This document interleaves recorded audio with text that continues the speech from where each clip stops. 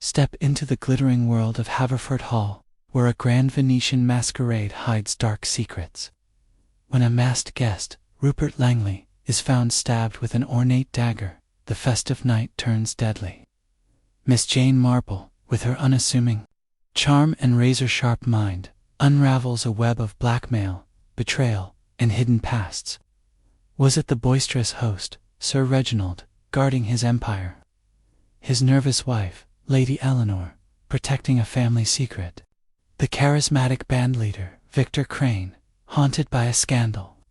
Or the shadowy Felix Drayton, whose motives remain cloaked? In a dance of deception, one truth will unmask a killer. Welcome to the fatal masquerade where every mask hides a motive, and Miss Marple sees through them all. Chapter 1. The Invitation. The late afternoon sun cast long shadows across the tidy garden of Miss Jane Marple's cottage in St. Mary Mead, where roses nodded in the October breeze. Inside, by the window of her modest sitting room, Miss Marple sat in her favorite armchair, her knitting needles moving with the steady rhythm of habit. A skein of soft blue wool rested in her lap, and her sharp eyes, undimmed by age, flicked occasionally from her work to the quiet lane outside. The village was peaceful, as it often was, but Miss Marple knew better than most that tranquility could mask the stirrings of intrigue. On the table beside her, among a scattering of letters and a well-thumbed copy of the Times, lay an envelope of thick cream paper, its edges embossed with a subtle gold flourish. It had arrived with the morning post, and its unexpected elegance had piqued her curiosity. She set her knitting aside and picked it up again, her fingers tracing the bold, confident script that addressed it to Miss J. Marple, Dane Mead Cottage, St. Mary Mead. The sender's crest a stylized hawk above the initials RV at grandeur, and she slit the envelope with a small silver letter opener, her movements precise. The invitation within was penned in the same assured hand, requesting her presence at a grand costume ball at Haverford Hall, the seat of Sir Reginald and Lady Eleanor Vance. On the evening of October 28th, the event promised an evening of music, dancing, and mystery, with guests encouraged to don masks and costumes in the spirit of a Venetian masquerade. Miss Marple's lips curved into a faint smile as she read the closing lines. Signed with a flourish by Sir Reginald himself, your presence would do us great honor, and we trust you will find the evening most diverting. She leaned back, her mind turning over the invitation's implications. Haverford Hall was some 10 miles from St. Mary Mead, a stately pile of grey stones set amidst rolling parkland. Sir Reginald, a retired industrialist with a reputation for lavish hospitality, was known to her only through village gossip, which painted him as a man of bluff charm and occasional indiscretion. Lady Eleanor, his wife, was said to be refined but reserved, her past a subject of vague whispers among the county set. Why, Miss Marple wondered, had they invited her, a spinster of no particular social standing, whose chief occupation was tending her garden and observing the foibles of her neighbors? She rose and crossed to the window, her gaze settling on a blackbird pecking at the lawn. In her experience, such invitations were rarely without purpose.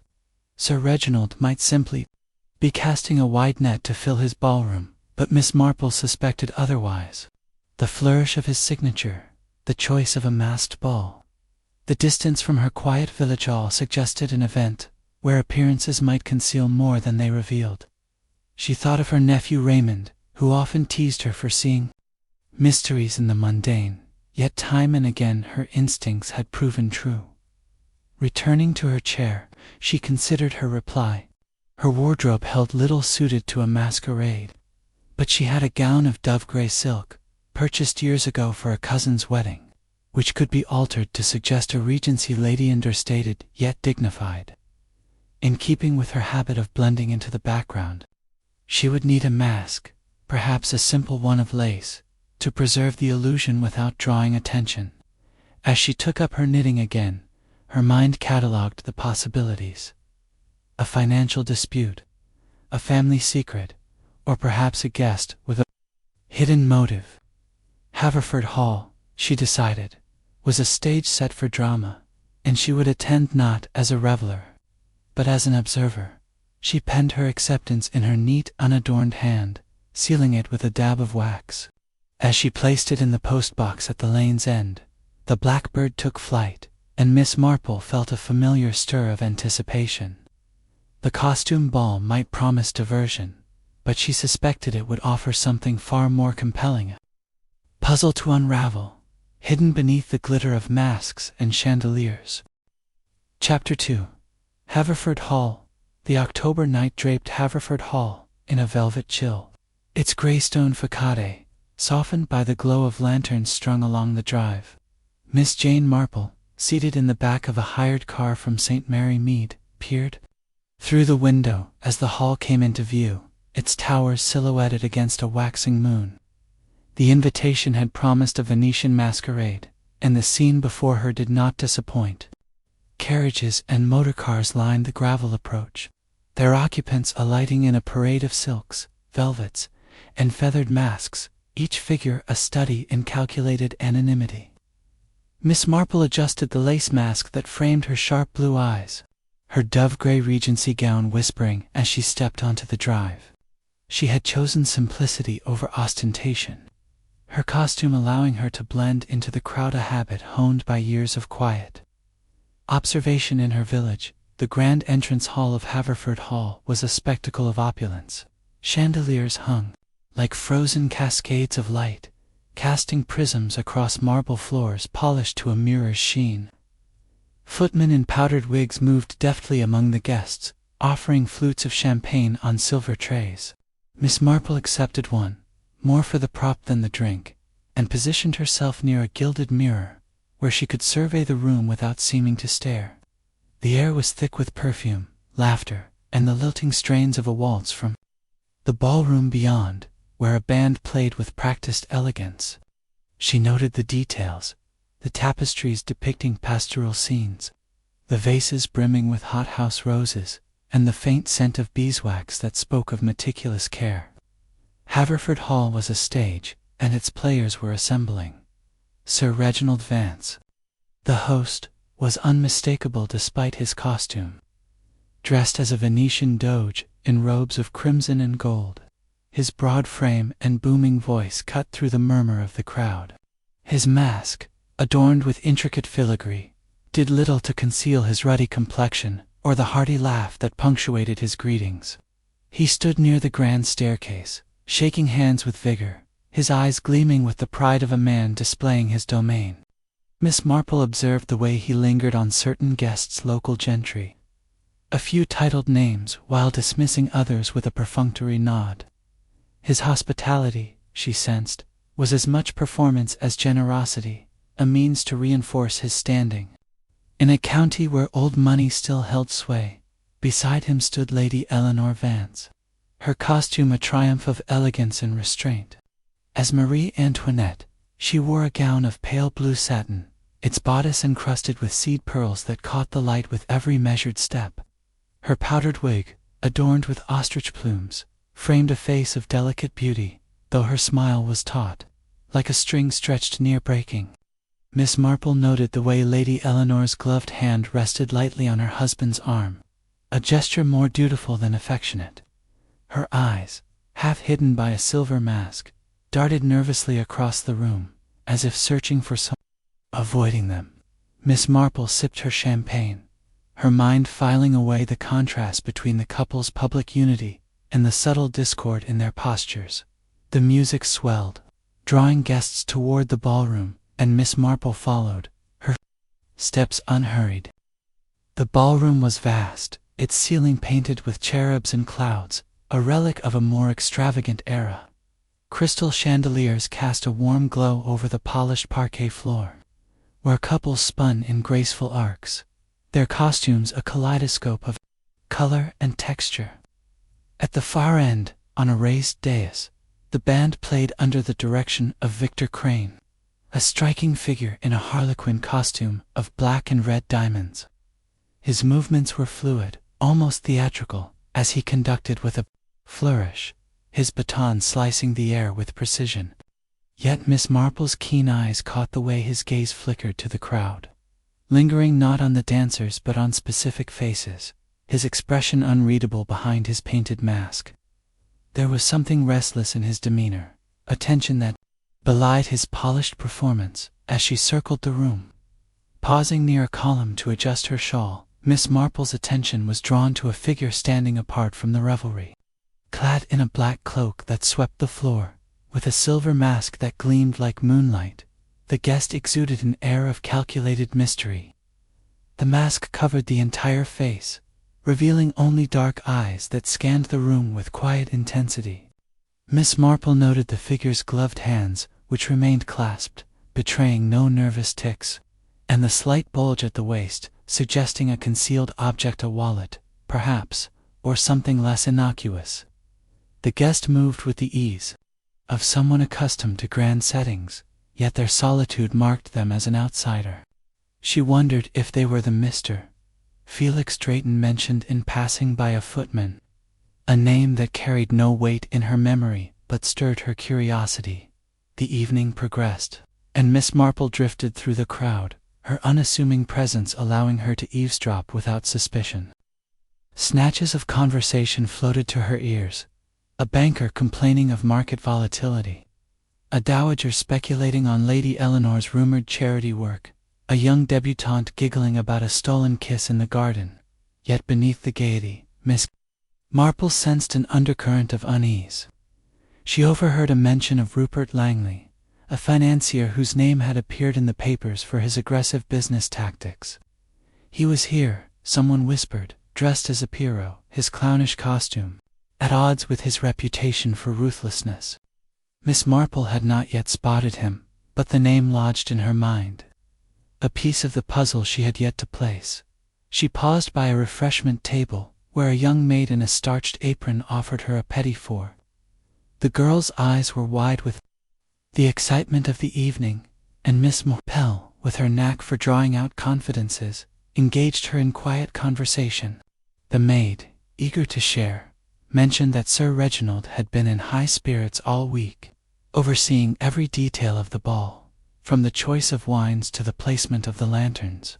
Yet, she added in a hushed tone, Lady Eleanor had seemed distracted, retiring early most evenings and avoiding the music room where the band rehearsed. Miss Marple thanked the girl, her mind turning over the hint of domestic tension. A ball of this scale, she knew, could mask private troubles as easily as the guests' costumes masked their faces.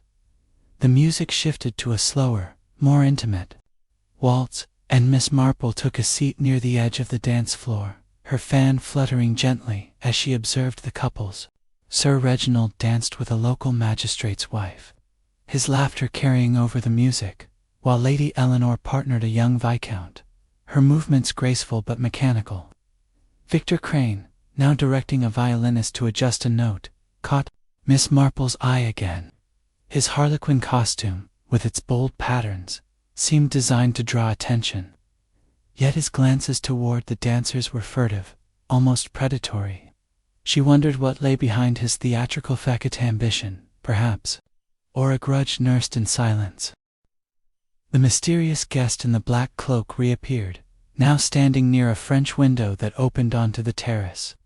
Miss Marple noted their proximity to the shadows, as if poised to slip away unnoticed.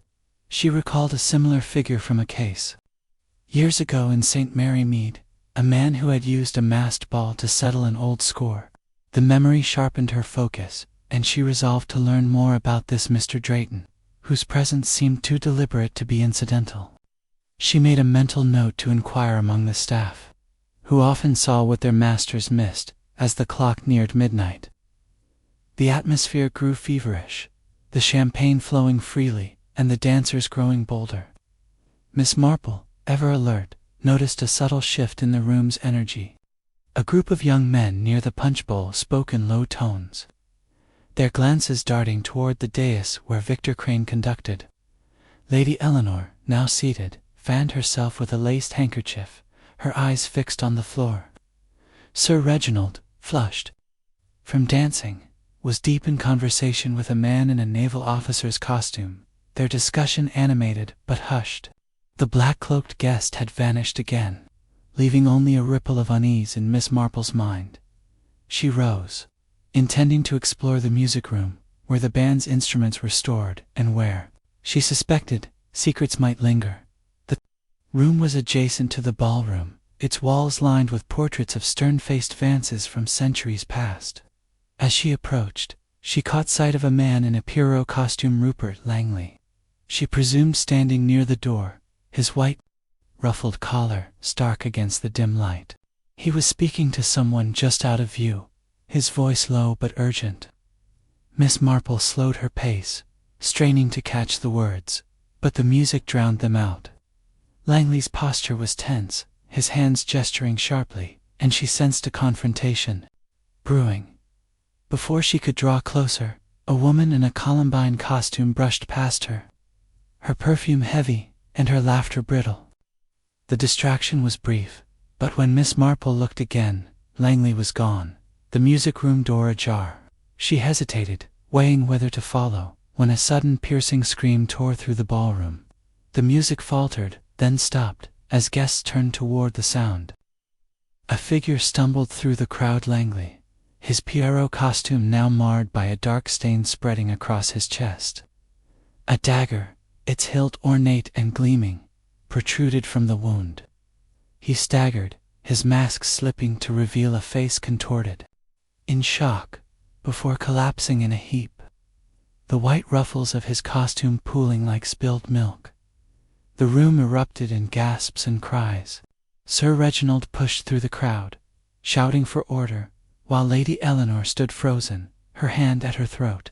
Victor Crane leaped from the dais, his baton falling to the floor, and the black-cloaked guest was nowhere to be seen.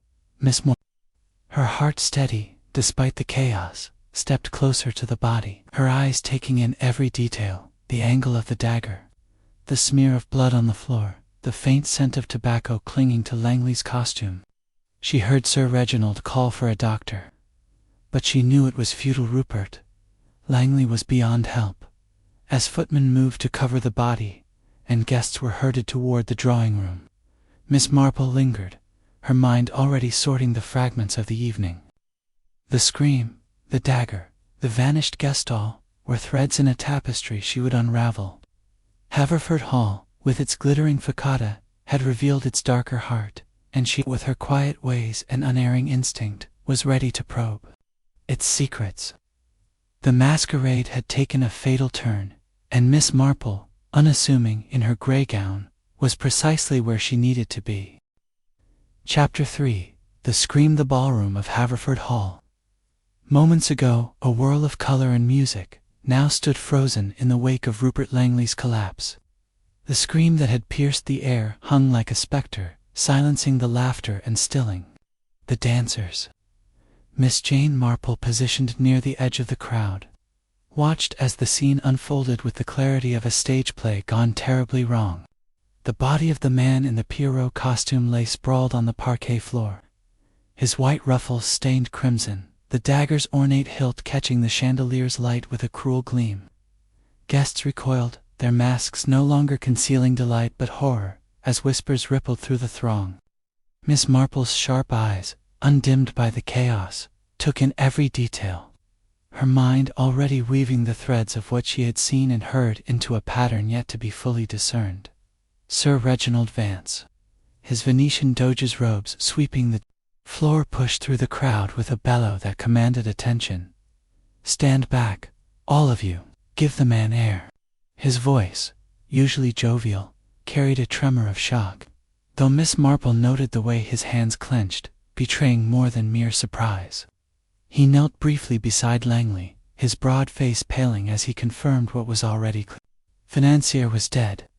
Lady Eleanor, still in her Marie Antoinette gown, stood rooted near a pillar, her silver mask clutched in one trembling hand, her face ashen beneath the powder of her wig. Her eyes, wide with distress, met her husband's for a fleeting moment before darting away. A gesture Miss Marple filed away as significant. Victor Crane, the bandleader, had leaped from the dais the moment Langley fell. his harlequin costume stark against the muted tones of the crowd. He now hovered near the body, his painted mask discarded, revealing a face taut with something Miss Marple could not yet name: anger, fear, or perhaps guilt. His hands, no longer wielding a baton, twitched at his sides, and his gaze flickered toward the French windows leading to the terrace, as if calculating an escape. The mysterious guest in the black cloak and silver mask, whom Miss Marple had marked earlier, was conspicuously absent, their absence as telling as any presence. She wondered if they had slipped out in the confusion, and whether their departure was flight or merely discretion. A young woman in a columbine costume, her cheeks flushed beneath her mask, began to sob.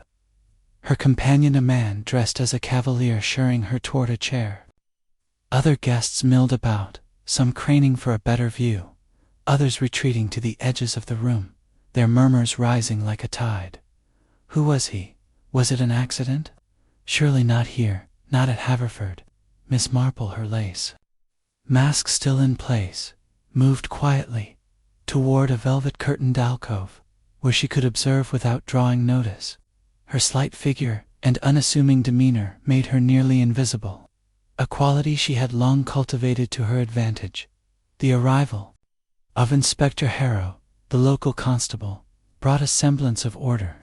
A wiry man with a brisk manner and keen gray eyes, he strode into the ballroom, his plain suit a stark contrast to the garish costumes around him. He carried an air of quiet authority, and Miss Marple, who had encountered men of his type before, judged him competent but likely to underestimate the subtleties of human motive. He barked orders to the footman, who began herding guests toward the drawing room, and stationed a young sergeant by the body to prevent tampering. No one leaves the hall until I've spoken to them, Harrow declared, his voice cutting through the din. This is a crime scene now. Miss Marple lingered near the alcove, her fan fluttering gently as she watched Harrow kneel beside Langley's body. He examined the dagger without touching it, noting its position and the blood pooling beneath. The weapon, she observed, was no ordinary blade. Its hilt was intricately carved, possibly part of the hall's collection of antiques, a detail that suggested premeditation rather than impulse. Harrow's brow furrowed as he stood, scanning the room for witnesses.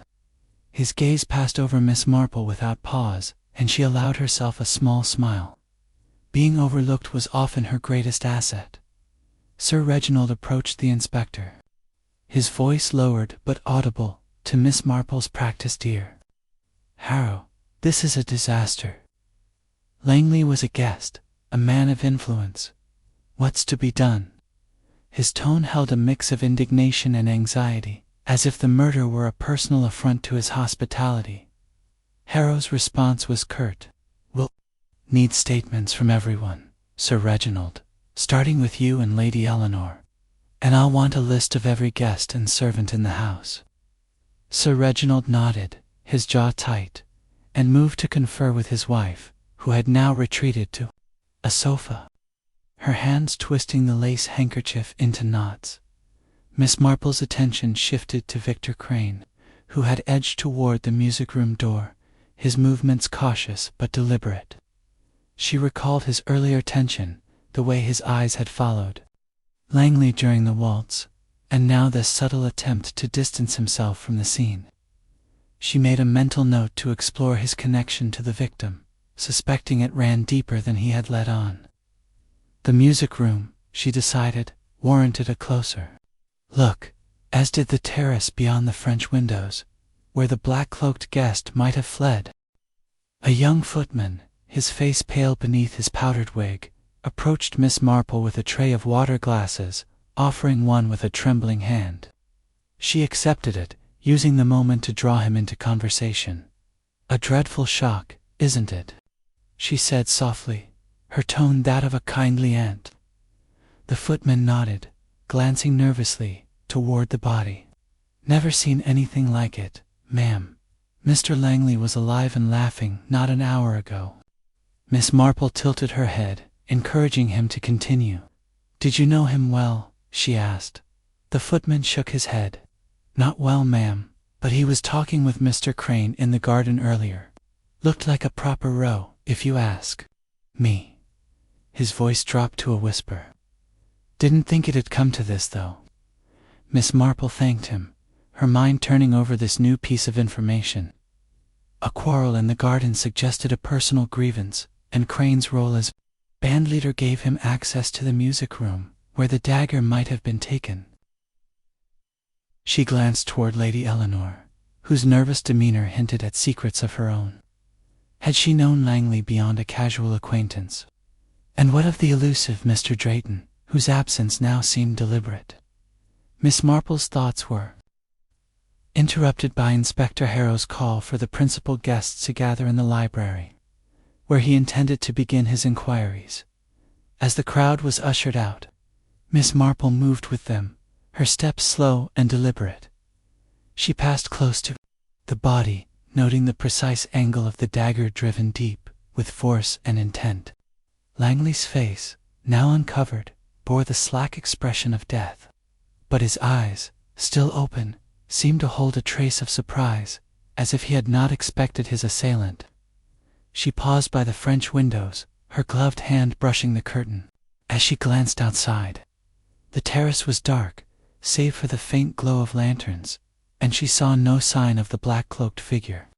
Yet the night air carried a faint scent of tobacco, the same she had detected on Langley's costume, and she wondered if it belonged to the killer or a witness. In the library, a cavernous room lined with leather-bound volumes and lit by a roaring fire, Inspector Harrow assembled Sir Reginald, Lady Eleanor, Victor Crane, and a few others who had been near the ballroom at the time of the murder. Miss Marple slipped in quietly, taking a seat near the back, her presence unnoticed amid the tension. Harrow began with Sir Reginald, who admitted Langley had been a business associate, their dealings occasionally strained by a recent venture gone awry. He was no friend, Sir Reginald said gruffly, but I'd not wish this on him. Lady Eleanor, when questioned, claimed only a passing acquaintance, her voice faltering as she spoke. Crane, his harlequin costume now absurdly out of place, insisted he had been on the dais all evening, his musicians his alibi. Miss Marple noted the slight tremor in his voice, a crack in his polished facade. The inspector turned to the question of Mr. Felix Drayton, the mysterious guest, but no one could confirm his whereabouts. Sir Reginald described him as a distant cousin, invited on a whim, yet his vagueness suggested otherwise. Miss Marple, listening intently, recalled the silver mask and the cloaked figure's poised solitude. Drayton, she suspected, was no mere cousin, but a player in a game yet to be revealed. As Harrow dismissed the group, instructing them to remain in the hall, Miss Marple lingered, her eyes scanning the library's shelves.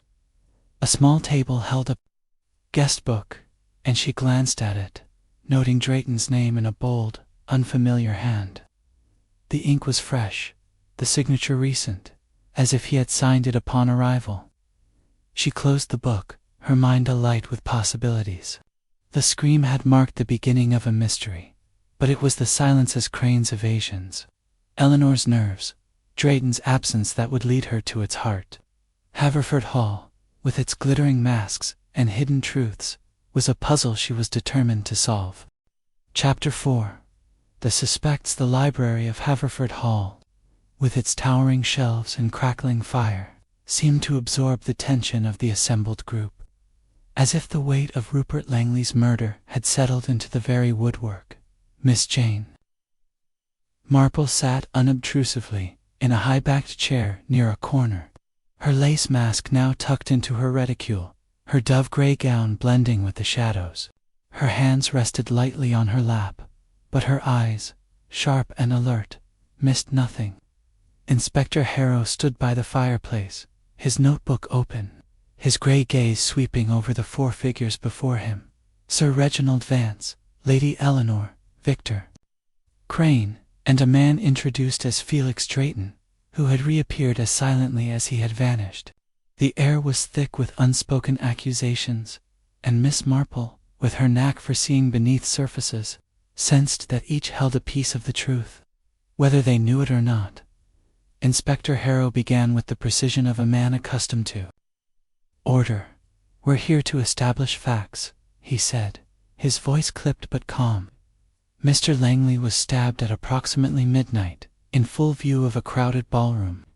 One of you may have seen something or done something. Let's start with you, Sir Reginald."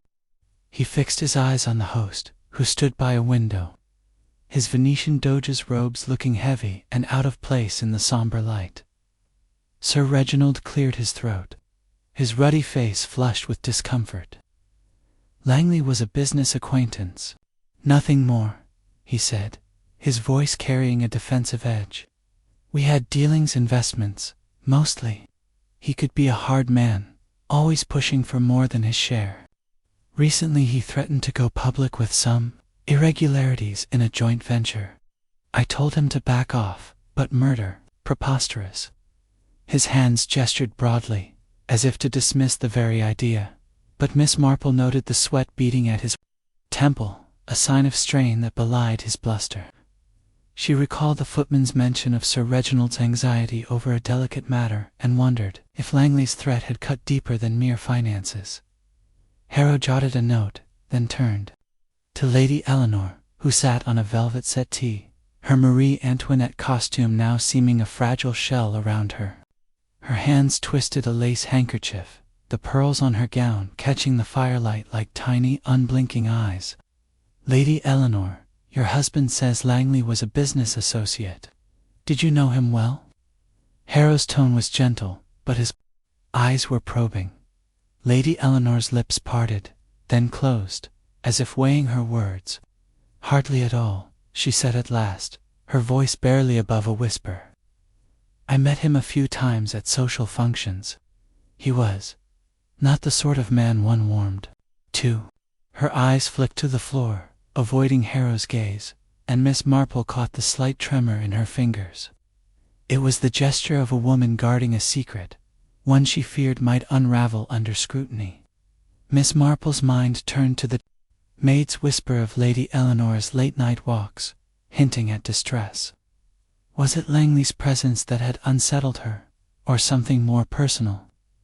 Next, Harrow addressed Victor Crane, who leaned against a bookcase, his harlequin costume now rumpled, the painted diamonds stark against his pale face. "Mr. Crane, you were on the dais when the scream was heard. Can you account for your movements earlier in the evening?" Harrow's question was sharp, and Crane's eyes narrowed, his jaw tightening. "I was with my musicians," Crane said, his voice smooth but clipped. "We played without pause from 10 o'clock onward. Ask any of them, they'll tell you I didn't leave the dais." His tone was defiant, but Miss Marple noticed the way his fingers drummed against the bookcase, a nervous rhythm that betrayed his composure. She recalled the footman's report of Crane's heated exchange with Langley in the garden, a detail he had not volunteered. His alibi, she suspected, was too neat, too rehearsed, and she made a note to inquire about the music room's layout, where the dagger might have been taken. Finally, Harrow turned to Felix Drayton, who stood near the door, his black cloak draped over a chair, his silver mask now removed to reveal a face both handsome and inscrutable. His dark hair was neatly combed, his features sharp, with eyes that seemed to weigh every word before he spoke. "Mr. Drayton, you're a late addition to the guest list. Who are you, and why were you here?" Harrow's question carried a hint of suspicion, and Miss Marple leaned forward slightly, eager for the answer. Drayton's smile was measured, his voice low and cultured. "I'm a distant cousin of the Vances, on Lady Eleanor's side. I was passing through the area and received a last-minute invitation. I knew Langley only by reputation of financier, I believe. I spent the evening dancing and mingling, nothing more." His words were smooth, but Miss Marple detected a practiced quality, as if he had prepared his story in advance. His familiarity with the hall, noted earlier by her observation of his ease in navigating the rooms, suggested more than a casual visit. and his absence during the critical moments after the scream raised questions she intended to pursue. Harrow scribbled in his notebook, his expression unreadable. "We'll verify all this," he said, addressing the group. "For now, no one leaves Haverford Hall. My men are searching the grounds, and will need statements from the staff and other guests." He dismissed them with a nod, but his eyes lingered on Crane, as if sensing the same unease Miss Marple had noted. As the group dispersed, Miss Marple remained seated, her hands folded, her mind sifting through the exchange. Sir Reginald's bluster masked a fear of scandal, likely tied to Langley's financial threats. Lady Eleanor's reticence suggested a personal stake, perhaps a secret Langley had uncovered. Crane's defensiveness pointed to a deeper connection with the victim, one he was eager to conceal. And Drayton, his polished demeanor and vague answers marked him as a man with something to hide. Perhaps an identity or a purpose beyond what he claimed. She rose, her movements deliberate, and approached a young maid clearing away teacups from a side table. With her gentle smile and unthreatening air, Miss Marple coaxed a few words from the girl. "It's a terrible thing, isn't it?" she said, her tone inviting confidence. The maid nodded, her eyes wide. "Oh, ma'am, I saw Mr. Langley, earlier, near the music room. He was talking to someone, couldn't see who, but they sounded cross." Miss Marple thanked her, adding this to her growing tapestry of clues. The music room, it seemed, was a nexus of secrets, and she resolved to inspect it herself. As she moved toward the door, she caught sight of Lady Eleanor, lingering by the fireplace, her face half turned as if to hide a tear. Miss Marple paused, considering a gentle inquiry, but decided against it. The woman needed time, and pressure might close her off entirely. Instead, she slipped into the corridor, where footmen and maids moved with hushed urgency, their faces reflecting the shock of the night's events. One, a young man with a nervous gait, brushed past her, and she caught a whiff of tobacco, the same scent she had noted on Langley's costume. It was a small detail, but in Miss Marple's experience, such threads often led to the heart of a mystery. The library's heavy door closed behind her, muffling the murmur of voices within. The hall beyond was quieter now, the revelry of the ball replaced by an eerie stillness. Miss Marple's thoughts turned to the dagger, its ornate hilt, suggesting a weapon chosen for its symbolism as much as its lethality. Had it been taken in a moment of passion, or was the act planned, the dagger selected to send a message? She recalled the music room's display of antiques, mentioned by a servant, and suspected the answer lay there, as she made her way toward the ballroom, now empty save for a few constables guarding the scene. She felt the weight of the night's events settle upon her. The suspects were clear, their motives shadowy but emerging. Sir Reginald, driven by financial ruin; Lady Eleanor, hiding a personal shame; Victor Crane, concealing a past grievance; and Felix Drayton, whose very presence was a question mark. Miss Marple's mind, like her knitting, worked in patterns, and she sensed the shape of this one forming. The scream had been the first note in a dark melody, and she, with her quiet persistence, would follow it to its end. Chapter 5. Whispers of Motiva. The corridors of Haverford Hall, dimly lit by flickering wall sconces, seemed to hold their breath as Miss Jane Marple moved silently toward the servants' quarters. The grandeur of the ballroom and library gave way to narrower passages, where the air carried the faint temps of polish and coal dust. Her dove-gray gown rustled softly, and her sharp eyes, accustomed to catching the smallest details in St. Mary Mead, scanned the shadows for signs of the truth that lay beneath the night's tragedy. The murder of Rupert Langley was no random act, she was certain. The dagger's ornate hilt and the public nature of the crime suggested a motive rooted in passion or revenge. To unravel it, she needed the unguarded voices of those who saw what the grand guests did not, the staff.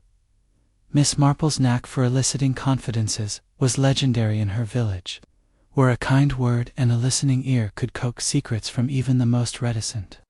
She paused at a door leading to the servants' hall, where a low hum of voices betrayed the agitation of the evening.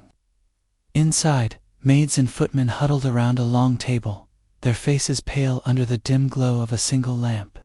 A young woman, in a starched apron, her eyes red from crying, was recounting the moment of the scream to an older butler who shook his head gravely.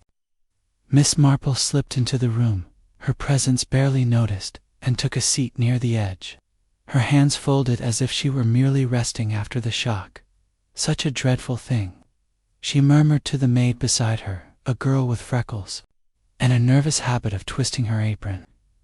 You must all be terribly shaken. Her voice was gentle, inviting trust, and the maid nodded, glancing at her with a mix of awe and relief at being addressed by a guest. Oh, ma'am, it's awful, the maid whispered, her voice trembling. Mr. Langley, dead like that, right? In the ballroom. I saw him earlier, out in the garden, arguing with Mr. Crane, the band leader. They were by the rose arbor, and Mr. Langley was wagging his finger, like he was laying down the law. She hesitated, then leaned closer. I didn't hear much, but it sounded like Mr. Crane was proper angry, saying something about keeping quiet. Miss Marple's expression remained mild, but her mind seized on the detail. The footman's earlier mention of a row between Crane and Langley now had a witness, and the suggestion of a demand for silence hinted at blackmail or a shared secret. She thanked the maid, her smile encouraging, and turned her attention to an older woman polishing silver at the table's end, a housekeeper, by her air of quiet authority. Miss Marple approached, offering a sympathetic nod. You've seen many gatherings here, I expect, she said. This must be the worst. The housekeeper, a stern-faced woman named Mrs. Gibbs, sighed heavily. 30 years I've served the Vances, and never a night like this. That Mr. Langley was trouble. Mark my words. Always poking into things business, secrets, what have you. I heard him once, months back, at another party, talking to her ladyship. She looked fair to faint after. Miss Marple's interest sharpened, though her face betrayed nothing. Lady Eleanor, you mean? She asked gently. Mrs. Gibbs nodded, her lips tight. Aye, she's a good mistress, but delicate, always has been. Whatever he said to her, it left her shaken. She's been out walking late these past weeks, alone in the grounds. Not like her at all. The housekeeper's tone held a protective note, and Miss Marple sensed a loyalty that might conceal as much as it revealed. She thanked Mrs. Gibbs, storing the image of Lady Eleanor's nocturnal wanderings, alongside the maid's account of Crane's quarrel. Returning to the main house, Miss Marple made her way to the conservatory, a glass-walled haven filled with ferns and orchids, where she could think undisturbed. The firelight from the library did not reach here, and the moon cast long shadows through the panes, creating a mosaic of light and dark. She settled onto a wicker chair, her mind sifting through the fragments of motive. Sir Reginald's financial dealings with Langley, tinged with threats of exposure, pointed to a man desperate to protect his reputation. Lady Eleanor's distress suggested a personal connection, perhaps a secret Langley had exploited. Victor Crane's garden argument hinted at a past grievance, possibly tied to his reputation or livelihood.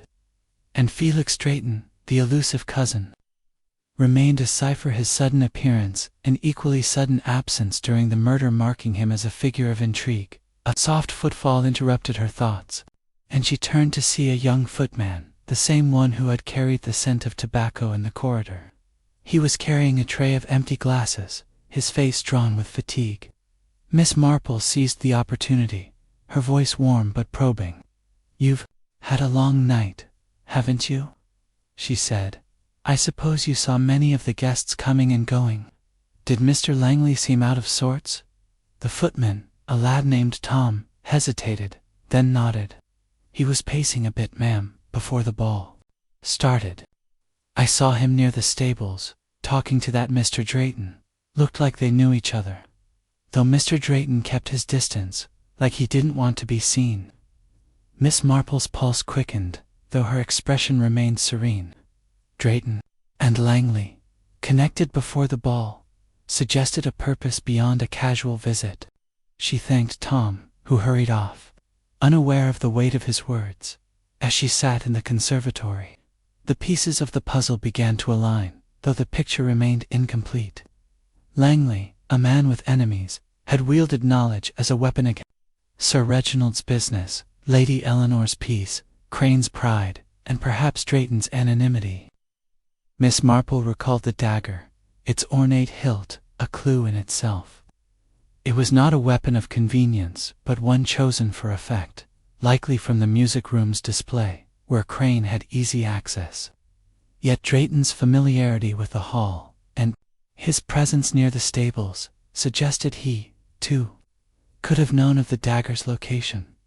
She rose, her steps purposeful, and made her way toward the music room, which lay adjacent to the ballroom. The constables had cordoned off the area, but a side door stood unguarded, and Miss Marple slipped inside. The room was dimly lit, its walls adorned with portraits and a glass case displaying antique weapon swords, pistols, and, notably, an empty space where a dagger might have rested. She examined the case, noting the lack of dust, suggesting recent handling. A faint scent lingered tobacco again, mingling with the polish of the wood. It was the same scent she had detected on Langley and the footmen, a thread tying the victim to the scene. As she stood there, a shadow moved in the doorway, and she turned to see Victor Crane, his harlequin costume now discarded for a plain jacket, though his face still carried the strain of the night. "Miss Marple, isn't it?" he said, his voice smooth but wary. "You shouldn't be here. The police have sealed this off." "Oh, I'm just an old woman, easily lost," she replied, her tone disarming.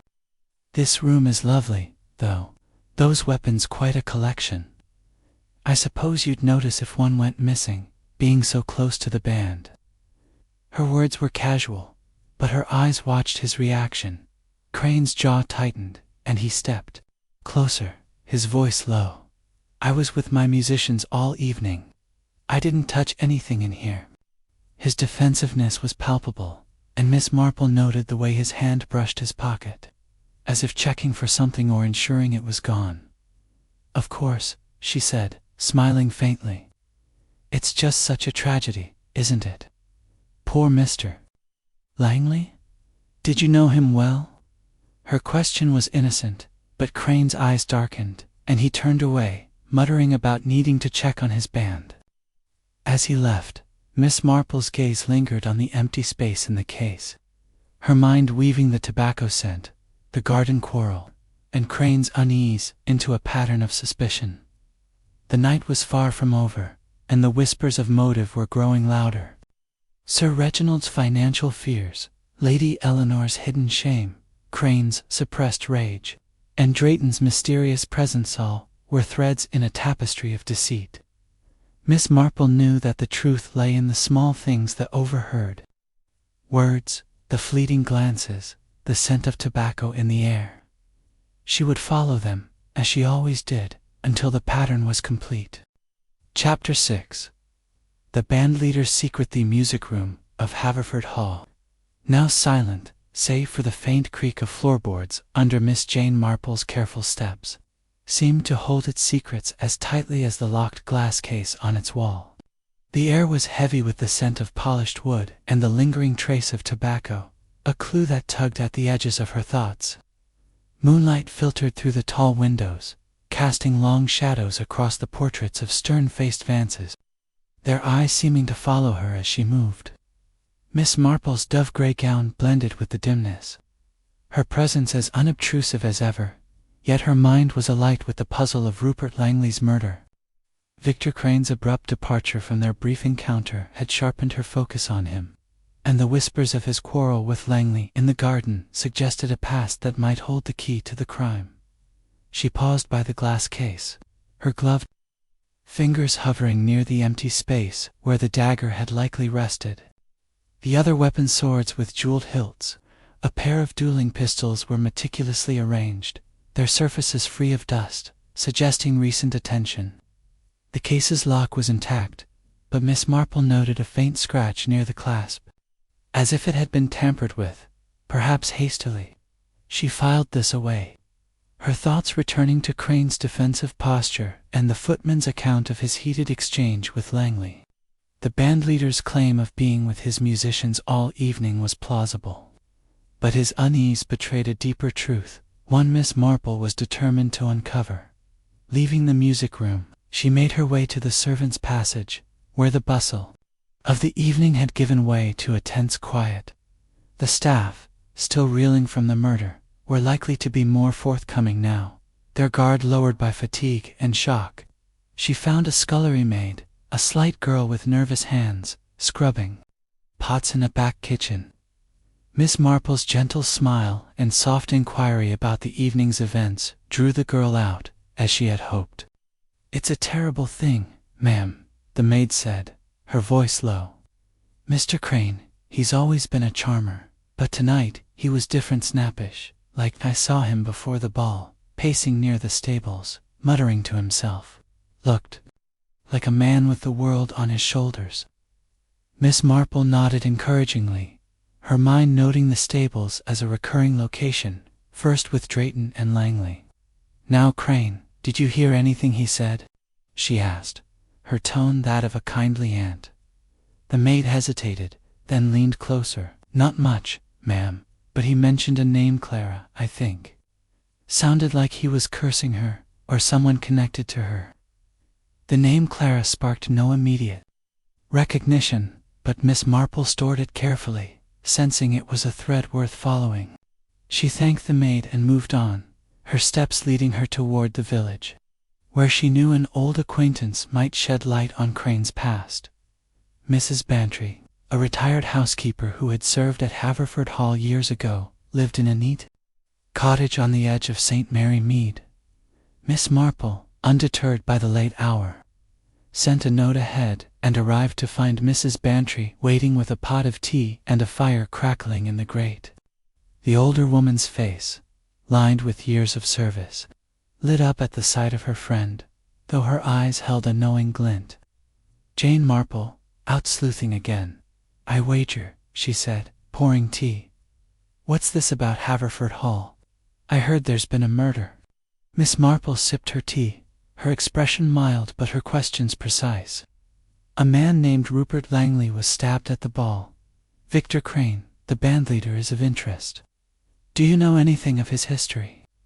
Mrs. Bantry's brow furrowed, and she leaned back, her memory sifting through decades of gossip. "Victor Crane," she mused. "I remember him from 10 years back, when he was just starting out. A handsome lad, full of ambition, conducting small ensembles for the gentry. He was engaged to a girl, Clara Winthrop, an heiress from London. Lovely thing, but headstrong. The engagement broke off sudden-like, and there were whispers he'd been unfaithful. Caused quite a scandal, ruined his chances with her family.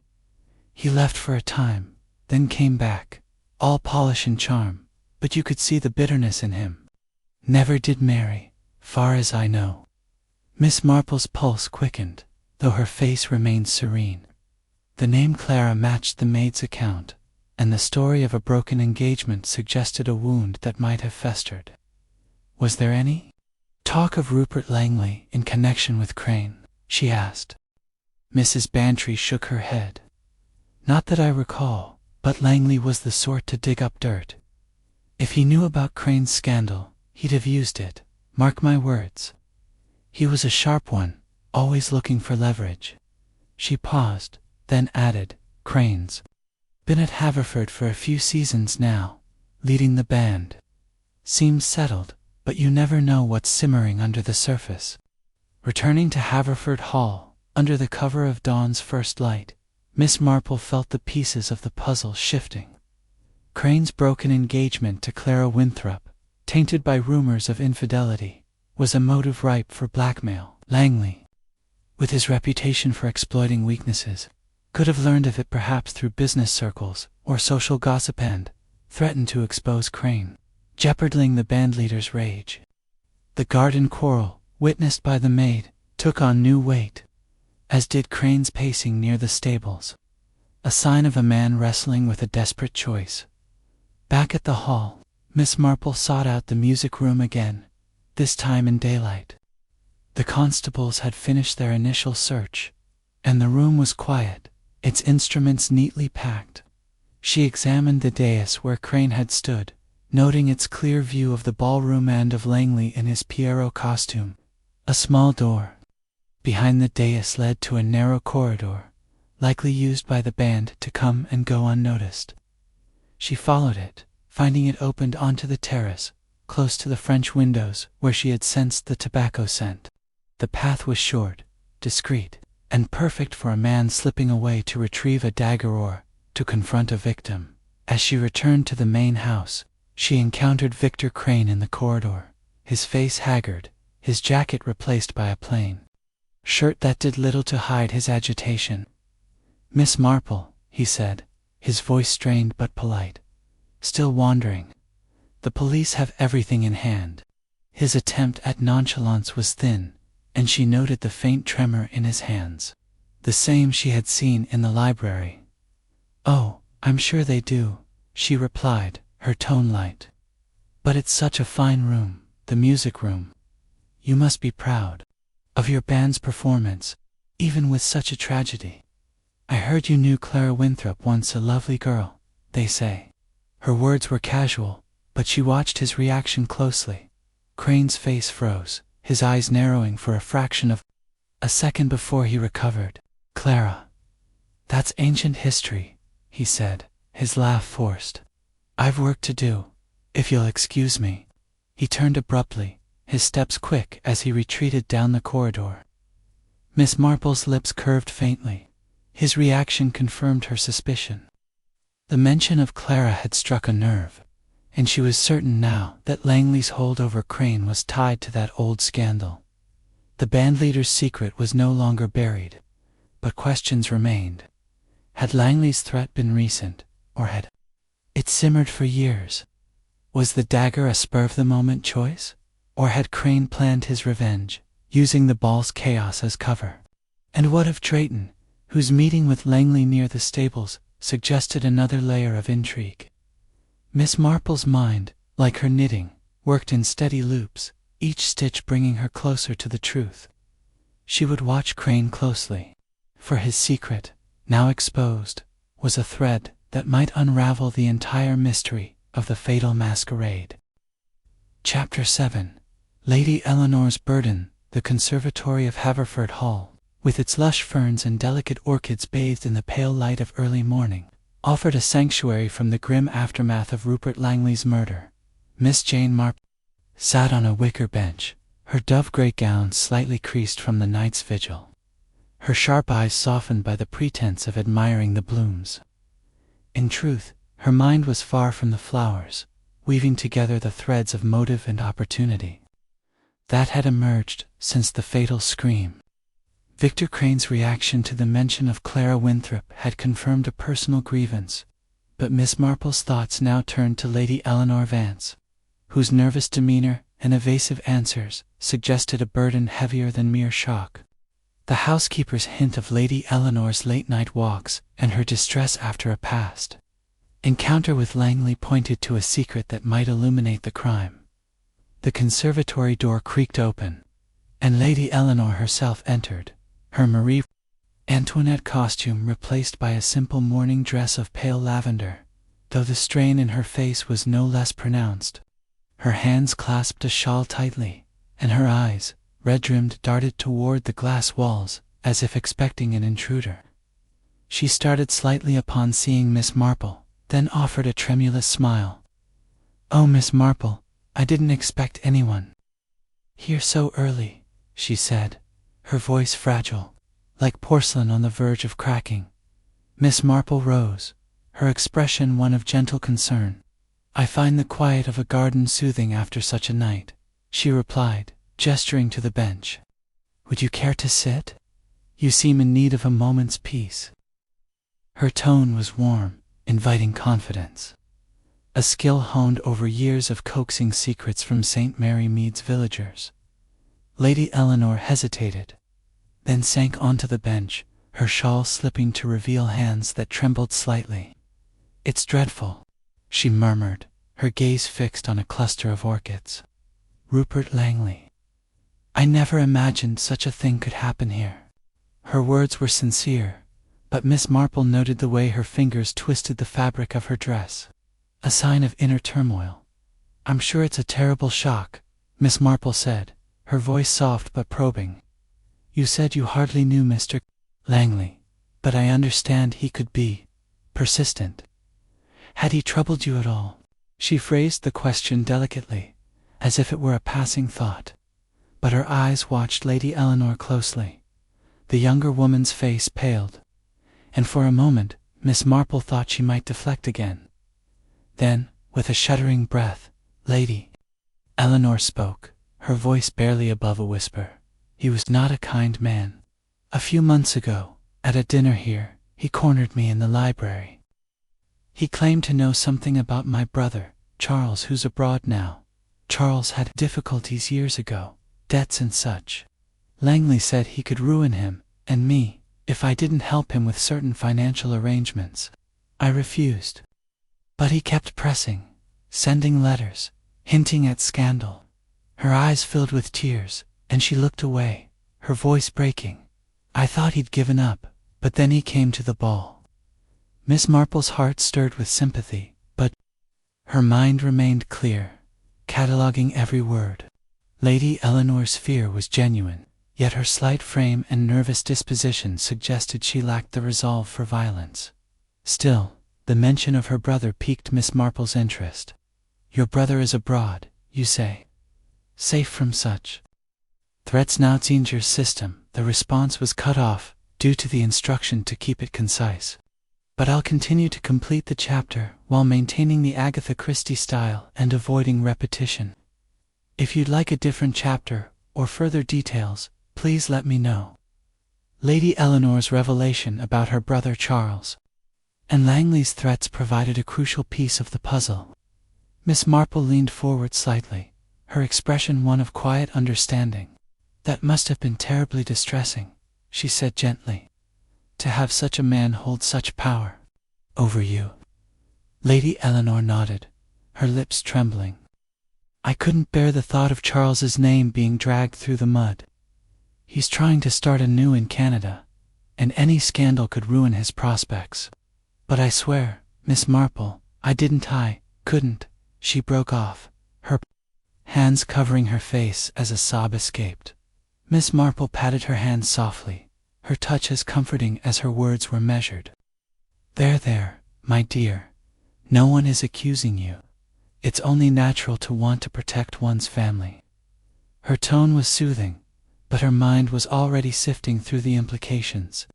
Langley's blackmail had given Lady Eleanor a motive, yet her delicate nature and evident fear suggested she was more victim than perpetrator. The real question was whether someone else, perhaps someone close to her, might have acted to shield her from Langley's threats. Rising from the bench, Miss Marple offered a few more reassuring words before excusing herself, promising to keep Lady Eleanor's confidence. She stepped out into the cool morning air of the garden, her thoughts turning over this new thread. Charles's past troubles, whatever they were, had given Langley leverage, but Lady Eleanor's distress seemed rooted in shame rather than guilt. Miss Marple considered the other suspects. Sir Reginald's financial worries, Victor Crane's old scandal, and Felix Drayton's shadowy presence. Could one of them have known of Langley's pressure on Lady Eleanor? The dagger, taken from the music room, pointed most directly to Crane. But Drayton's meeting with Langley near the stables suggested he, too, might have had reasons to silence the financier. As she walked the gravel path toward the hall, Miss Marple's eyes caught a glint of something in the rosebush's cigarette butt, its paper stained with the same tobacco scent she'd noted on Langley and in the music room. She stooped to examine it, careful not to touch it, and noted its foreign brand, unusual for a country estate. It was a small clue, but one that linked the crime scene to the broader web of secrets. Was it Drayton's, Crane's, or even Sir Reginald's? Each man had a motive, but the tobacco suggested a connection she had yet to unravel. Back in the hall, she overheard a constable mention that the police were focusing on the dagger's origin, confirming it was indeed from the music room's display. This strengthened the case against Crane, whose access to the room was unmatched. Yet Miss Marple cautioned herself against haste. Langley's blackmail had cast a wide net, and Lady Eleanor's burden was but one strand. The truth, she knew, lay in the interplay of these motives: money, shame, and hidden identities. With her quiet persistence, she would follow the scent of tobacco and the echoes of Lady Eleanor's fear until the pattern of the fatal masquerade was clear. Chapter 8. The mysterious guest. The morning sun filtered through the tall windows of Haverford Hall, casting a pale glow over the polished floors and ornate furnishings. Yet the air remained heavy with the shadow of Rupert Langley's murder. Miss Jane Marple, her dove-grey gown now exchanged for a simple tweed skirt and cardigan, moved through the corridors with her usual unobtrusive grace. Her lace mask, a relic of the masquerade, rested in her reticule, a reminder of the night's deceptive facades. The cigarette butt she had found in the garden, with its foreign tobacco scent, lingered in her thoughts, a thread connecting the crime scene to an elusive figure: Felix Drayton, the mysterious guest whose polished manners and sudden absences marked him as a puzzle within the larger mystery.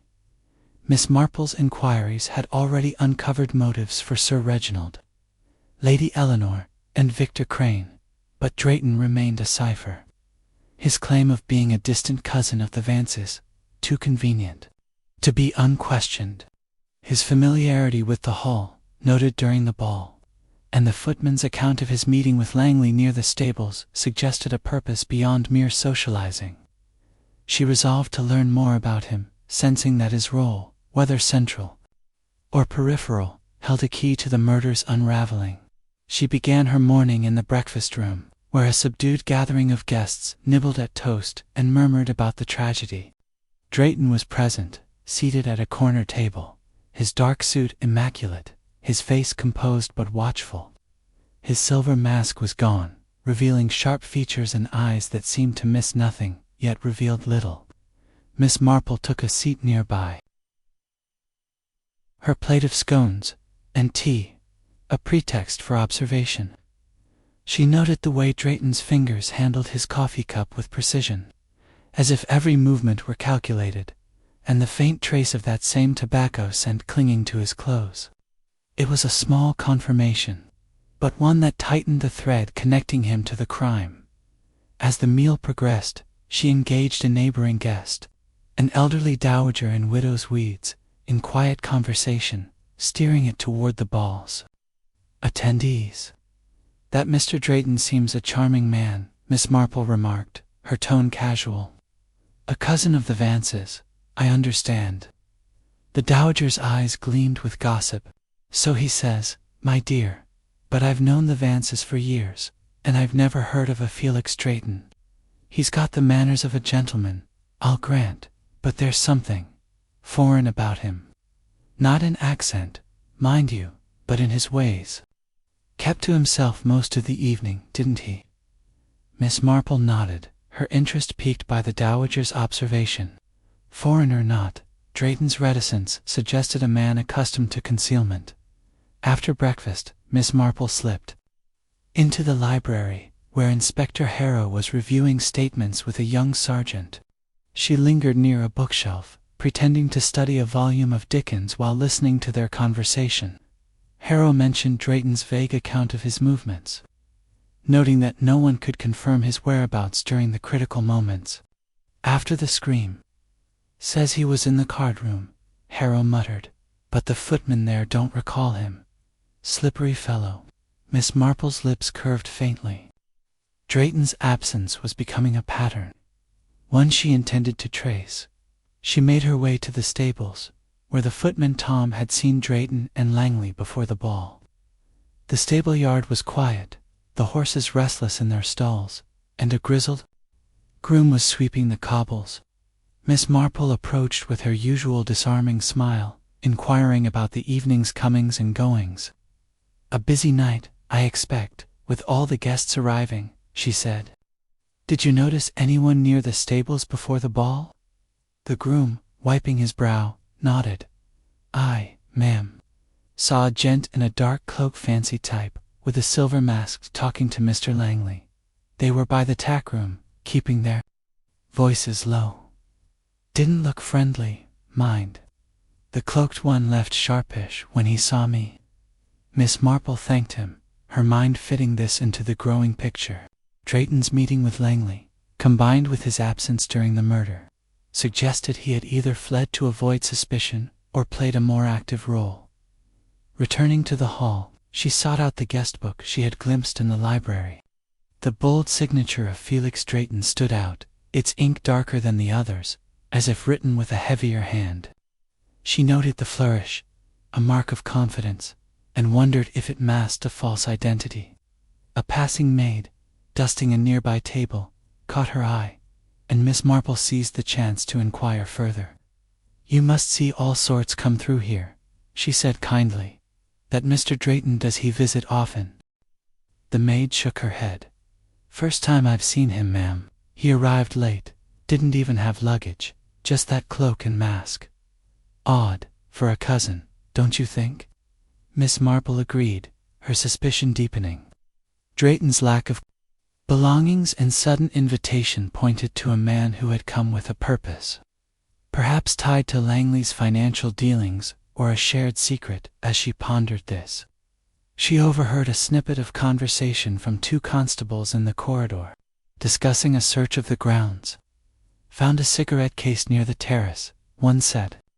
"Silver, engraved with an F. Could be nothing, but it's near where the scream came from." Miss Marple's pulse quickened. The tobacco scent, the cigarette butt in the garden, and now a case with an initial Felix Drayton was emerging. As more than a bystander, she resolved to keep a closer eye on him, suspecting he might be a link between Langley's schemes and the fatal act. Later that afternoon, she encountered Drayton in the drawing room where he was reading a newspaper. With studied nonchalance, she approached, her manner unthreatening but her eyes keen. "Mr. Drayton, what a trying time this must be," she said, settling into a chair nearby. "You must know the Vances well, to be invited so spontaneously." Drayton's smile was polite but guarded. "Oh, not so well," he replied, folding the newspaper. "A family connection, distant but cordial.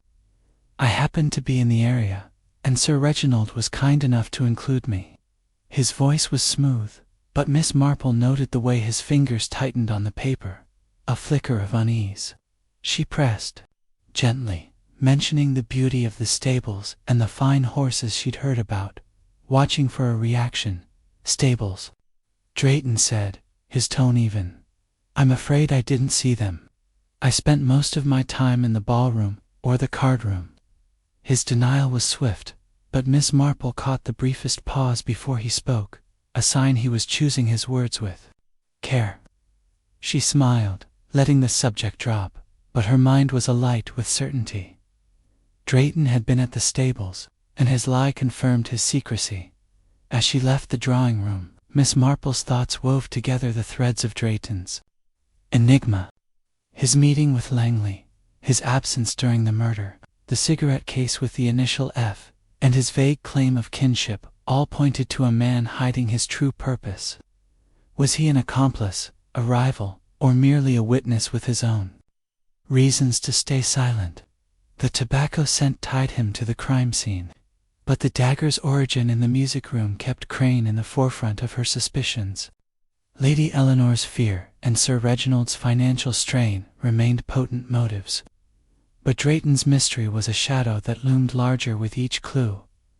Miss Marple knew the truth lay in the small details: the cigarette case, the stable yard meeting, the scratch on the dagger's case. She would continue to watch Drayton, her quiet persistence unraveling his facade, as surely as she unraveled the knots of her knitting. The fatal masquerade was a puzzle of hidden faces, and Felix Drayton's was one she was determined to unmask. Chapter 9. The dagger's origin. The late morning light streamed through the high windows of Haverford Hall, illuminating motes of dust that danced in the still air, as if the house itself were holding its breath after the violence of the previous night. Miss Jane Marple, her tweed skirt and cardigan a sober contrast to the opulence around her, moved with quiet purpose toward the music room. The murder of Rupert Langley had left a tangle of motives: Sir Reginald's financial fears, Lady Eleanor's hidden shame, Victor Crane's buried scandal, and Felix Drayton's elusive presence. But the dagger, with its ornate hilt, was a tangible clue, a thread she could follow. Its origin, she suspected, would point to the killer's intent, and the music room, where it had likely been taken, held answers she was determined to uncover. The music room was now under police guard, but Inspector Harrow, recognizing Miss Marple's unassuming presence from earlier encounters in the county, allowed her a brief look, assuming her interest was mere curiosity. "Mind you don't touch anything, Miss Marple," he said, his gray eyes stern but not unkind. "We're still cataloging the scene." She nodded, her expression one of polite deference. Though her mind was already cataloging far more than the police might notice, the room was as she remembered it from the night of the ball. Its walls, lined with portraits of long-dead Vances, their gazes stern and unyielding. The glass case of antique weapons stood against the far wall, its contents gleaming under the morning light: swords with jeweled hilts, a pair of dueling pistols, and the telltale empty space where the dagger had rested. Miss Marple approached, her eyes tracing the faint scratch near the clasp she had noted before, now more visible in daylight. It was not the mark of a professional thief, but of someone in haste, perhaps unfamiliar with the lock's mechanism. She leaned closer, noting the absence of fingerprints, suggesting the thief had worn gloves or wiped the case clean. Inspector Harrow, standing nearby, confirmed her suspicions. "The dagger came from this case," he said, pointing to the empty slot. "One of the Vance's collection, kept here for display. No one noticed it missing until after the murder. Whoever took it knew where to look." His voice carried a note of frustration, and Miss Marple understood why. The music room's proximity to the ballroom made it accessible to many, but the band leader, Victor Crane, had the easiest access of all. She turned her attention to the dais where Crane had conducted. A raised platform with a clear view of the ballroom through an arched doorway. The small door behind it, leading to the terrace, caught her eye again. It was discreet, easily overlooked by guests, but perfect for someone slipping out to retrieve a weapon or to confront a victim. She stepped toward it, noting a scuff mark on the floor, faint but fresh, as if a shoe had caught on the threshold. The scent of tobacco lingered faintly, a reminder of the cigarette butt in the garden and the silver case engraved with an F found near the terrace. The clues were aligning, but their meaning remained elusive. Leaving the music room, Miss Marple sought out the butler, Mr. Grayson, a man of impeccable demeanor who had served the Vances for decades. She found him in the pantry, overseeing the inventory of silver with a meticulous air. Her gentle inquiry about the music room's collection drew a frown. "The dagger was a fine piece, ma'am," he said, his voice low. "Venetian, 16th century. Part of Sir Reginald's father's acquisitions. It was always kept locked, but the key's in the steward's office. Anyone could have got at it, if they knew where to look." His tone suggested disapproval, as if the lapse in security were a personal failing. "Did Mr. Crane ever show interest in the collection?" she asked, her tone casual. Grayson shook his head. "Not that I saw, ma'am. He kept to his music, though he was in and out of that room all evening, setting up with his band." He paused, then added, "I did see that Mr. Drayton near the music room before the ball started, looking at the case. Thought he was just admiring it, but he was there a good while. Miss Marple thanked him, her mind noting Drayton's presence as another thread in the tapestry. Crane's access was obvious, but Drayton's interest in the case suggested he, too, might have known of the dagger's significance. As she returned to the main hall, she overheard two maids whispering near the staircase. "That dagger," one said, "it's like something out of a play, isn't it? So fancy, like it was meant to make a point." The other nodded. "I heard Mr. Crane muttering about settling scores when he was packing up his music. Gave me chills." Miss Marple's pulse quickened. The maid's gossip, though unguarded, echoed her suspicions about Crane's motive. The dagger's theatrical nature, a weapon chosen for its drama as much as its lethality, pointed to a killer driven by emotion, perhaps one seeking to make a statement. She made her way to the terrace, where the police had found the silver cigarette case. The area was cordoned off, but she stood at the edge, her eyes scanning the flagstones. The French windows, through which Langley had staggered, were mere steps from the music room's side door, a path that could be traversed in seconds. She pictured Crane, his harlequin costume a blur in the shadows, slipping out to take the dagger. Or Drayton, his black cloak blending with the night, meeting Langley for a final, fatal confrontation. The tobacco scent, present in both the music room and the garden, tied the scenes together. But whether it implicated Crane, Drayton, or another, remained unclear. Later at luncheon, Miss Marple observed the suspects again. Sir Reginald, his bluster subdued, spoke of the dagger's history to a guest, calling it a family treasure and lamenting its misuse. Lady Eleanor, pale and silent, avoided the topic, her eyes fixed on her plate. Crane, seated at the far end, ate little, his fingers tapping a restless rhythm on the tablecloth. Drayton, ever composed, made polite conversation, but Miss Marple noted his glance toward the French windows, as if recalling his own movements. She tested him subtly, mentioning the beauty of the music room's collection in passing. His response was smooth, quite impressive, though I'm no expert on antiques, but his eyes flickered, a sign he was guarding his thoughts. The dagger's origin was a pivot point, narrowing the field to those with access and intent. Crane's proximity to the music room and his motive, Langley's threat to expose his past, made him the prime suspect. Yet Drayton's presence near the case and his meeting with Langley could not be dismissed. Sir Reginald, with his knowledge of the collection, and even Lady Eleanor, desperate to protect her brother, remained possibilities, though their motives seemed less immediate. Miss Marple's mind, like her knitting needles, worked steadily, looping each clue into place. The dagger, with its carved hilt and bloody purpose, was a message, and she was close to reading its meaning.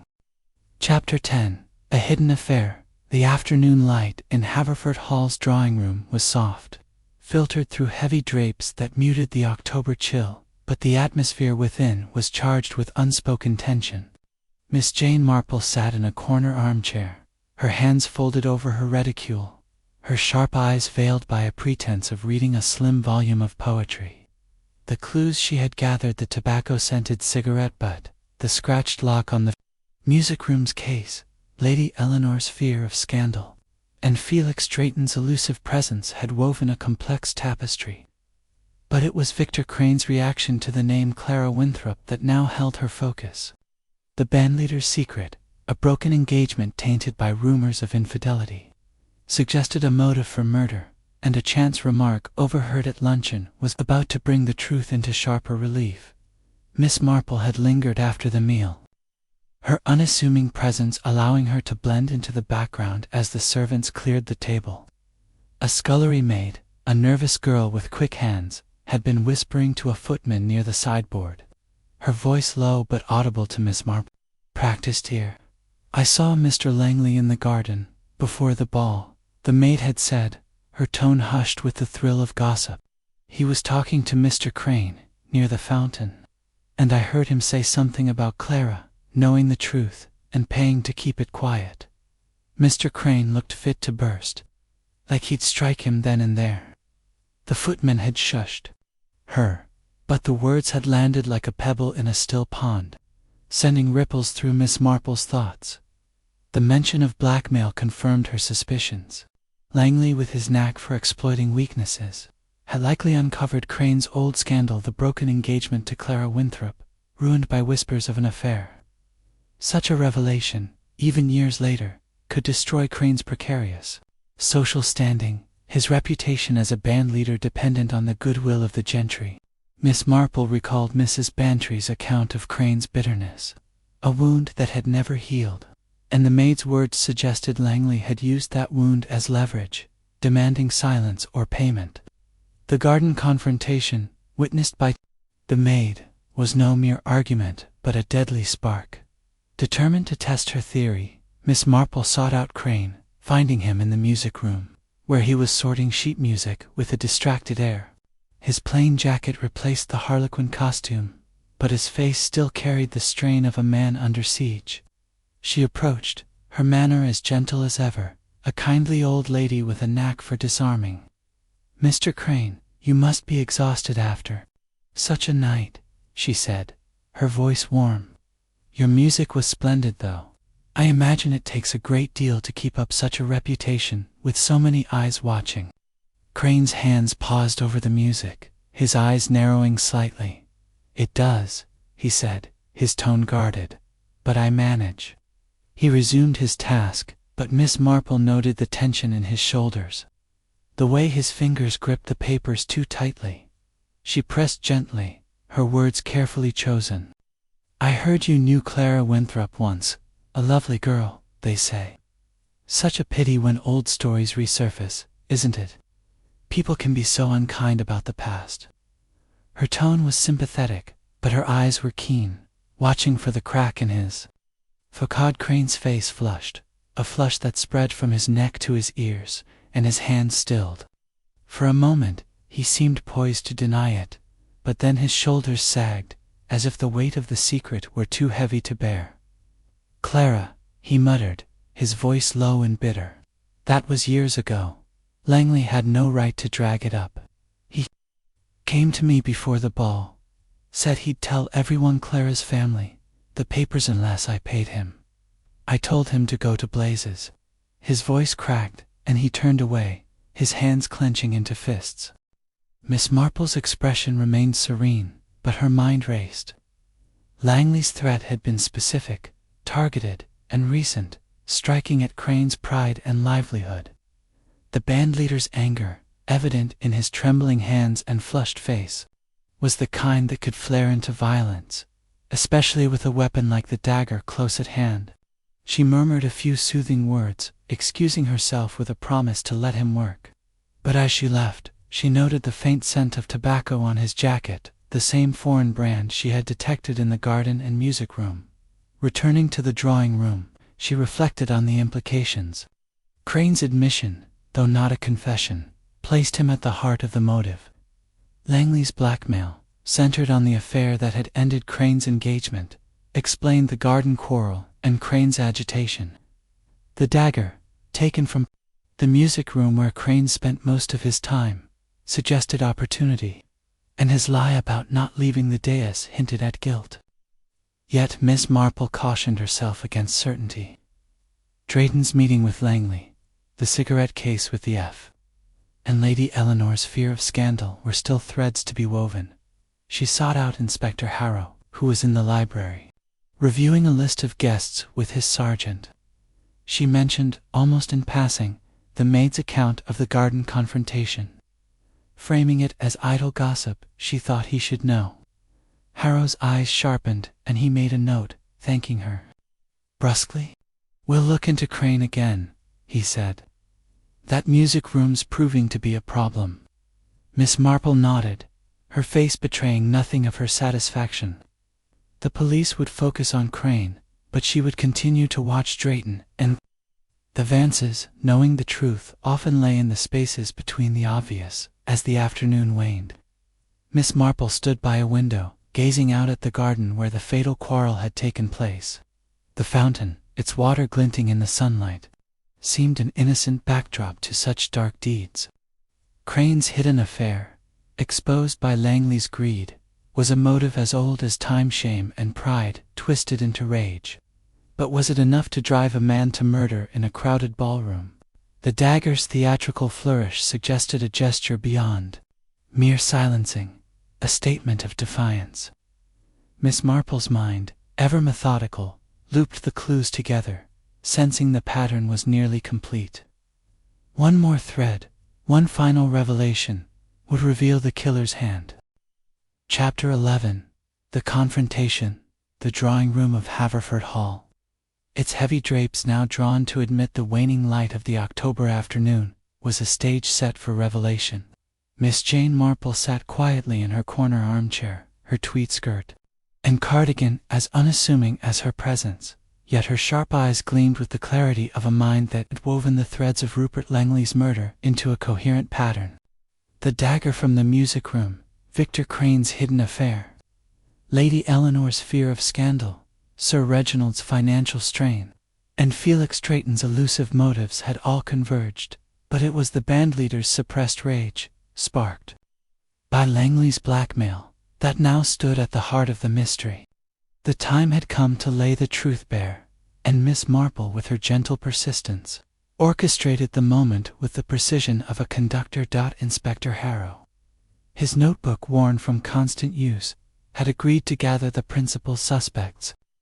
In the drawing room, at Miss Marple's quiet suggestion, her unassuming demeanor masking the authority of her insight, "I believe a few questions might clarify things," she had said, her tone mild but firm, and Harrow, though skeptical, had come to trust her instincts after her subtle hints about Crane's garden quarrel. The room was now filled with the key players. Sir Reginald Vance, his face flushed with unease beneath his bluff exterior. Lady Eleanor, her lavender dress, a pale echo of her earlier grandeur, her hands twisting a handkerchief.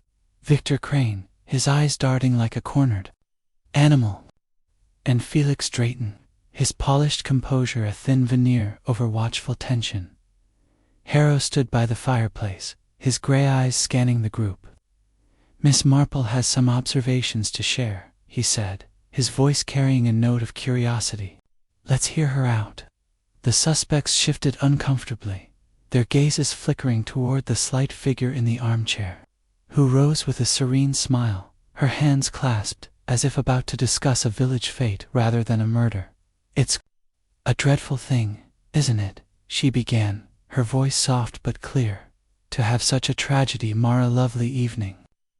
But Mr. Langley's death was no accident, and the truth lies in the small things we might overlook, like a word overheard or a scent in the air."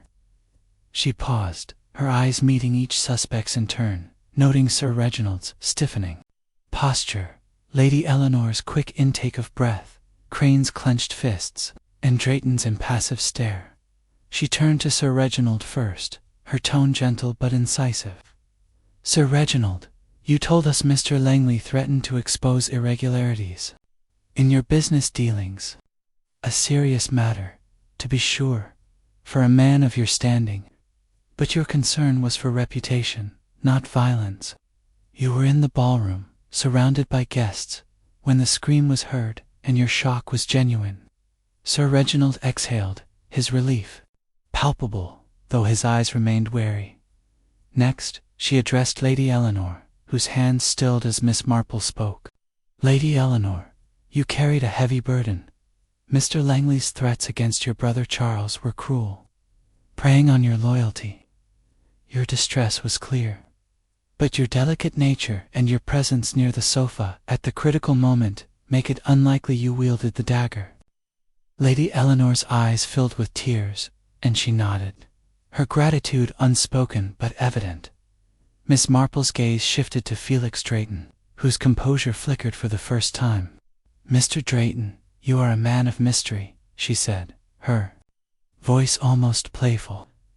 "Your claim of kinship with the Vances is doubtful, and your meeting with Mr. Langley near the stables suggests a connection, perhaps financial, given his dealings. The cigarette case with the F and the tobacco scent link you to the scene. But your absence during the murder was strategic, not guilty. You were there to secure a deal, not to kill. Drayton's lips tightened, but he said nothing, his silence confirming her suspicion that he was a player, not the killer. Finally, she turned to Victor Crane, whose face had grown pale, his hands now gripping the arm of his chair. "Mr. Crane," she said, her tone steady, "you had the most to lose. Mr. Langley knew of your past with Clara Winthrop, the broken engagement, the rumors of infidelity that cost you so much. He threatened to expose you, to ruin your reputation and livelihood. In the garden, before the ball, you argued, and he demanded your silence or your money. You were angry, desperate, and the dagger, taken from the music room where you spent. Your evening was within your reach." She paused, letting the weight of her words settle. "The scratch on the case, the tobacco scent on your jacket, your lie about not leaving the dais all point to you. You stabbed Mr. Langley to silence his threats, using the chaos of the ball to cover your act." Crane's composure shattered. He leaped to his feet, his voice hoarse. "He wouldn't let it go," he cried. "Langley hounded me, said he'd tell everyone, Clara's family, the papers, my patrons. I couldn't let him destroy me again." His words tumbled out, a confession wrung from a man broken by fear and shame. "I took the dagger, waited for the right moment. It was over in seconds." He sank back into his chair, his head in his hands, as Harrow signaled to a constable to restrain him. The room was silent, the suspect's faces a mix of shock and relief. Sir Reginald mopped his brow, Lady Eleanor clutched her handkerchief, and Drayton's eyes betrayed a flicker of respect for Miss Marple's insight. Harrow, his notebook forgotten, nodded to her. "Well done, Miss Marple," he said gruffly. "You've saved us a deal of trouble." Miss Marple smiled faintly, her work done. "It's only a matter of listening, Inspector," she said. "People reveal themselves, if you know where to look." As Crane was led away, the weight of the fatal masquerade lifted, leaving only the truth, stark and unadorned, in its wake. Chapter 12. The aftermath. A late afternoon sun bathed Haverford Hall in a golden haze, softening the stark reality of the previous night's tragedy. The grand house, so recently alive with the whirl of music and masked revelry, now stood subdued, its corridors echoing with the hushed steps of servants and the low murmurs of departing guests. Miss Jane Marple, her tweed skirt and cardigan as unremarkable as ever, sat in the conservatory, her knitting needles clicking softly in her lap. The ferns and orchids around her seemed untouched by the events, their delicate fronds a quiet contrast to the storm of human passions that had culminated in Victor Crane's confession. Yet her mind, ever active, sifted through the final threads of the mystery, ensuring no detail had been overlooked. The drawing-room confrontation had laid bare the truth. Crane, driven by the fear of Langley's blackmail over his past affair, had struck with the Venetian dagger, a weapon chosen as much for its symbolism as its lethality. His arrest had brought a grim resolution, but Miss Marple knew that such resolutions left ripples, affecting those who remained. She had seen it before. In St. Mary Medway, a single act of violence could unravel lives, leaving behind a tangle of guilt, relief, and unanswered questions. Sir Reginald Vance, his Venetian doge's robes, now replaced by a sober suit, sought her out as she sat in the conservatory. His face, still ruddy but softened by gratitude, bore the marks of a sleepless night. "Miss Marple," he said, his voice gruff but sincere, "I don't know how you did it, but you've saved us from a shadow that might have hung over Haverford forever. Langley's threats were a blow, but this is closure." He hesitated, then added, "I'll see to it that the police know your part in this." Miss Marple inclined her head, her smile gentle. "You're very kind, Sir Reginald, but I only listened to what was there to hear. People's secrets have a way of revealing themselves, if one pays attention." Her words were modest, but her eyes held a glint of satisfaction. She noted his relief, the way his shoulders straightened, as if a burden had lifted. Langley's financial threats had been real, but Sir Reginald's bluster had masked only worry, not murder. Lady Eleanor entered next, her lavender dress replaced by a simple grey frock, her face pale but composed. She sat beside Miss Marple, her hands no longer twisting but clasped calmly. "I owe you so much," she said softly. "Charles is safe now, his name untouched. Langley's letters, I burned them this morning. They're gone, and so is his hold over me." Her voice trembled with relief, and Miss Marple patted her hand, understanding the weight of a secret lifted. "Your brother is fortunate to have such a loyal sister," Miss Marple said, her tone warm. "You've carried a heavy load, my dear, but it's over now." She noted Lady Eleanor's faint smile, a sign of healing begun, though the scars of fear would linger. The younger woman's delicate nature had made her ascertain the truth behind Lady Eleanor's distress, confirming that her fear stemmed from Langley's blackmail rather than any direct involvement in his death. This clarity allowed her to move forward, free from the shadow of scandal. Felix Drayton, the enigmatic guest, had vanished as silently as he had appeared, his name absent from the guest list when Miss Marple checked it one final time. The silver cigarette case with the F engraving, now in police custody, was the only trace of his presence, along with the faint tobacco scent that had marked the crime scene. She suspected he was no cousin of the Vances, but a figure from Langley's financial world, perhaps a rival or associate who had come to secure a deal.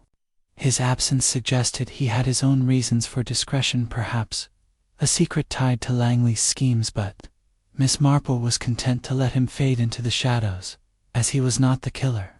The police, she knew, would pursue him if necessary, but her focus had been on the act itself, and that was resolved as the guests departed and the hall returned to its usual quiet. Miss Marple prepared to leave for St. Mary Mead.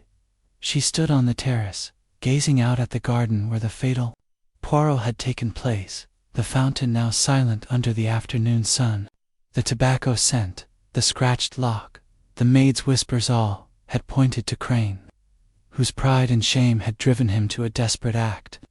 The dagger, with its ornate hilt, had been a gesture of defiance, a final note in the masquerade's dark melody. Back in her cottage, Miss Marple resumed her knitting, the familiar rhythm soothing her thoughts. The fatal masquerade had revealed its secrets, not just in the masks worn at the ball, but in the hidden truths of the human heart, pride, fear, and the lengths to which one would go to protect them. She smiled faintly, her needles clicking, knowing that the smallest details, the scent of tobacco, a whispered name, had unraveled the mystery, as they always did, in the quiet of her observation.